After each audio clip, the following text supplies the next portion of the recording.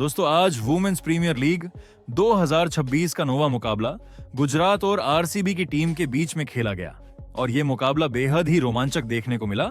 तो ऐसे में आज हम आपको इस वीडियो में बताएंगे इस मैच का पूरा हाइलाइट्स। तो ऐसे में आप इस वीडियो को अंत तक जरूर देखिएगा और अगर आपको ये मैच पसंद आया हो तो इस वीडियो को एक लाइक जरूर कर लीजिएगा। दोस्तों आज वीमेंस प्रीमियर लीग 2026 के 9वें मुकाबले में रोमांच, उतार चढ़ाव और जबरदस्त जज्बे से भरा एक शानदार मैच देखने को मिला। मुकाबला खेला गया डॉक्टर डी.वाई. पाटिल स्टेडियम में, जहां रॉयल चैलेंजर्स बैंगलोर वीमेंस की टीम के सामने गुजरात जायंट्स वीमेंस की मजबूत चुनौती थी। टॉस गुजरात जायंट्स की कप्तान ने जीता और बिना किसी झिझक के पहले गेंदबाजी करने का फैसला किया। इसके बाद आरसीबी की पारी की शुरुआत करने मैदान में उतरी कप्तान स्मृति मंधाना और विस्फोटक बल्लेबाज ग्रेस हैरिस। जैसे ही पहला ओवर शुरू हुआ, ग्रेस हैरिस ने अपने इरादे बिल्कुल साफ कर दिए। पहले ही ओवर में उन्होंने गेंदबाजों पर कहर बरपाते हुए 4 शानदार चौके जड़ दिए। ऐसा लग रहा था कि आरसीबी आज एक बड़े स्कोर की ओर तेजी से बढ़ेगी, लेकिन दूसरे ही ओवर में मैच ने करवट ली। काशवी गौतम की एक सटीक गेंद पर ग्रेस हैरिस एलबीडब्ल्यू आउट हो गईं। तेज शुरुआत के बाद उनका विकेट गिरना आरसीबी के लिए बड़ा झटका था। ग्रेस हैरिस ने 17 रन की छोटी लेकिन तूफानी पारी खेली। इसके बाद बल्लेबाजी करने आई दयालन हेमलता, लेकिन वह भी कुछ खास कमाल नहीं दिखा पाई। चौथे ओवर में काशवी गौतम ने उन्हें सिर्फ 4 रन के निजी स्कोर पर पवेलियन भेज दिया। आरसीबी की मुश्किलें यहीं खत्म नहीं हुई। कप्तान स्मृति मंधाना, जिनसे टीम को एक बड़ी पारी की उम्मीद थी, वह भी ज्यादा देर टिक नहीं पाई। वह सिर्फ 5 रन बनाकर रेणुका सिंह की गेंद पर आउट हो गईं। इसके कुछ ही देर बाद गौतमी नायक भी 9 रन बनाकर अपना विकेट गंवा बैठी। शुरुआती ओवरों में ही आरसीबी की हालत खराब हो चुकी थी और स्कोर बोर्ड पर सिर्फ 43 रन टंगे थे, जबकि 4 अहम विकेट गिर चुके थे। ऐसा लग रहा था कि गुजरात जायंट्स पूरी तरह मैच पर पकड़ बना चुकी है, लेकिन यहीं से मैच की कहानी ने नया मोड़ लिया। क्रीज पर आई विकेट कीपर बल्लेबाज ऋचा घोष और ऑलराउंडर राधा यादव, दोनों ने हालात को बखूबी समझा और पहले विकेट बचाने पर ध्यान दिया। शुरुआत में दोनों ने सिंगल डबल लेकर पारी को संभाला और रन रेट को कंट्रोल में रखा। जब भी गेंद थोड़ी ढीली मिली, दोनों ने बेहतरीन टाइमिंग के साथ बाउंड्री लगाई। धीरे धीरे गुजरात की गेंदबाजी का दबाव कम होने लगा और आरसीबी की पारी पटरी पर लौटती नजर आई। ऋचा घोष और राधा यादव के बीच साझेदारी बढ़ती चली गई। दोनों के बीच तालमेल गजब का था।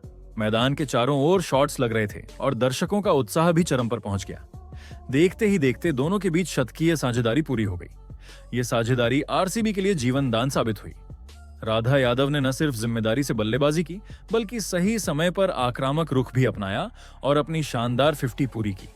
हालांकि इसी बीच आरसीबी को एक और झटका लगा जब ऋचा घोष 44 रन बनाकर आउट हो गईं। आरसीबी की टीम का स्कोर तब 148 रन था और यह आरसीबी का 5वां विकेट था, लेकिन राधा यादव एक छोर संभाले खड़ी रहीं। डेथ ओवरों में उनके साथ बल्लेबाजी करने आई डी क्लर्क, जिन्होंने आते ही मैच का रुख ही बदल दिया। जहां डी क्लर्क ने गुजरात के हर गेंदबाज को निशाने पर लिया, उन्होंने बिना किसी डर के बड़े शॉट खेले और छक्कों चौकों की बरसात कर दी। आखिरी ओवरों में रन गति अचानक तेज हो गई और आरसीबी को एक दमदार फिनिश मिला। राधा यादव ने जहां संयम और आक्रामकता का बेहतरीन संतुलन दिखाते हुए 66 रन की शानदार पारी खेली, वहीं डी क्लर्क ने 26 रन बनाकर टीम को मजबूती से आगे पहुंचाया। इस तरह शुरुआती झटकों से उभरते हुए आरसीबी वीमेंस की टीम ने पहले बल्लेबाजी करते हुए पूरे 20 ओवरों में 7 विकेट के नुकसान पर 182 रन का मजबूत स्कोर खड़ा कर दिया। अब गुजरात को जीत के लिए 183 रन बनाने थे। इसके बाद गुजरात जायंट्स की टीम इस बड़े लक्ष्य का पीछा करने के लिए मैदान पर उतरी। गुजरात की पारी की शुरुआत करने आई बेथ मूनी और कप्तान सोफी डिवाइन। दोनों ने आते ही आक्रामक अंदाजक दिखाया और साफ संकेत दे दिया कि गुजरात दबाव में खेलने वाली नहीं है। खास तौर पर बेथ मूनी ने शुरुआत से ही आरसीबी के गेंदबाजों पर दबाव बनाने की कोशिश की। उन्होंने कवर और मिड विकेट के ऊपर से शानदार शॉट्स लगाए और रन गति को तेज रखा। वहीं सोफी डिवाइन भी अपने अनुभव का इस्तेमाल करते हुए स्ट्राइक रोटेट कर रही थीं। पहले कुछ ओवरों में ऐसा लग रहा था कि गुजरात इस लक्ष्य का पीछा मजबूती से कर रही है और आरसीबी की गेंदबाजी पर दबाव बन चुका है, लेकिन यहीं से मैच में बड़ा मोड़ आया। आरसीबी की टीम ने शानदार वापसी करते हुए लगातार अंतराल पर विकेट चटकाने शुरू कर दिए।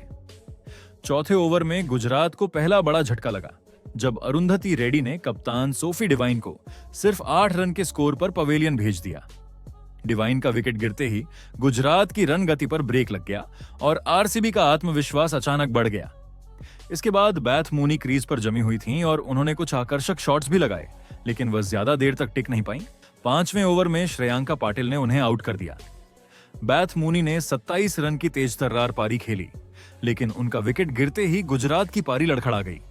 शुरुआती दोनों ओपनर्स के आउट होते ही दबाव पूरी तरह से गुजरात की टीम पर आ गया। इसके बाद हालात और बिगड़ते चले गए। अगले कुछ ओवरों में आरसीबी के गेंदबाजों ने सटीक लाइन और लेंथ से बल्लेबाजों को बांधकर रखा और विकेट निकालते चले गए। जहां कप्तान एशले गार्डनर, जिनसे एक बड़ी पारी की उम्मीद थी, वह सिर्फ 3 रन बनाकर आउट हो गईं। इसके बाद जॉर्जिया व्रेहम भी ज्यादा देर टिक नहीं पाईं और 13 रन बनाकर पवेलियन लौट गईं। कणिका ओंझा ने थोड़ी कोशिश जरूर की और 16 रन की पारी खेली, लेकिन वह भी दबाव को ज्यादा देर तक झेल नहीं सकी। इस तरह महज 70 रन के स्कोर पर ही गुजरात जायंट्स की टीम अपने 5 बड़े विकेट गंवा चुकी थी। अब आरसीबी इस मुकाबले में पूरी तरह फ्रंट फुट पर आ चुकी है। गेंदबाजों का जोश देखने लायक था और फील्डर्स भी हर गेंद पर अतिरिक्त मेहनत करते हुए दिखाई दे रहे थे। हालांकि क्रिकेट अनिश्चितताओं का खेल है और गुजरात की टीम ने अभी हार नहीं मानी थी। इसके बाद भारतीय फूलमाली और काशवी गौतम ने क्रीज पर कदम रखा। दोनों ने हालात को समझा और संभल कर बल्लेबाजी करना शुरू किया। काशवी गौतम ने एक छोर संभाले रखा और स्ट्राइक रोटेट करती रहीं, जबकि भारतीय फूलमाली ने मौका मिलते ही आक्रामक शॉट्स खेलना शुरू कर दिया। भारतीय फूलमाली की बल्लेबाजी में आत्मविश्वास साफ झलक रहा था। उन्होंने आरसीबी के गेंदबाजों पर दबाव बनाते हुए बाउंड्री लगाई और दर्शकों को रोमांच से भर दिया। दूसरी ओर काशवी गौतम ने समझदारी से खेलते हुए अपनी भूमिका निभाई। धीरे धीरे दोनों के बीच एक अहम साझेदारी बनती चली गई और देखते ही देखते यह साझेदारी 50 रन के आंकड़े को पार कर गई। इस साझेदारी के बाद ऐसा लगने लगा था कि गुजरात जायंट्स इस मुकाबले में वापसी कर सकती है। रणगति फिर से बढ़ने लगी थी और आरसीबी के खेमे में थोड़ी बेचैनी भी दिखाई देने लगी थी। लेकिन तभी 16वें ओवर में मैच ने एक बार फिर करवट ली। श्रेयांका पाटिल ने शानदार गेंदबाजी करते हुए काशवी गौतम को आउट कर दिया। काशवी ने 18 रन की उपयोगी पारी खेली, लेकिन उनका विकेट गिरना गुजरात के लिए बड़ा झटका साबित हुआ। इसके बाद 17वें ओवर में आरसीबी ने पूरी तरह से मैच पर पकड़ बना ली।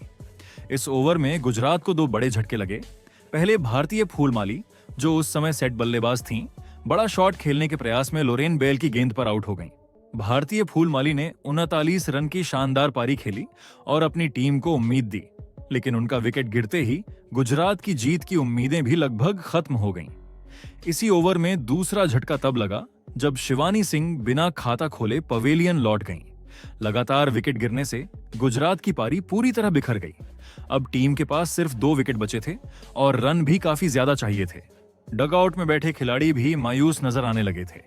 आखिरी ओवरों में आरसीबी की गेंदबाजी और भी धारदार होती चली गई।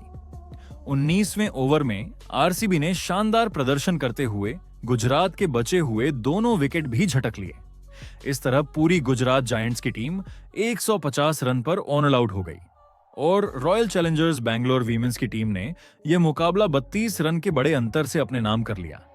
यह जीत न सिर्फ अंक तालिका के लिहाज से अहम थी, बल्कि टीम के आत्मविश्वास को भी नई ऊंचाई देने वाली साबित हुई। इस सीजन में आरसीबी की यह तीसरी जीत थी, जिसने उन्हें टूर्नामेंट में और मजबूत स्थिति में ला खड़ा किया। बाकी दोस्तों, आपके हिसाब से आरसीबी की इस जीत का हीरो कौन है? अपनी राय कमेंट में जरूर बताइएगा।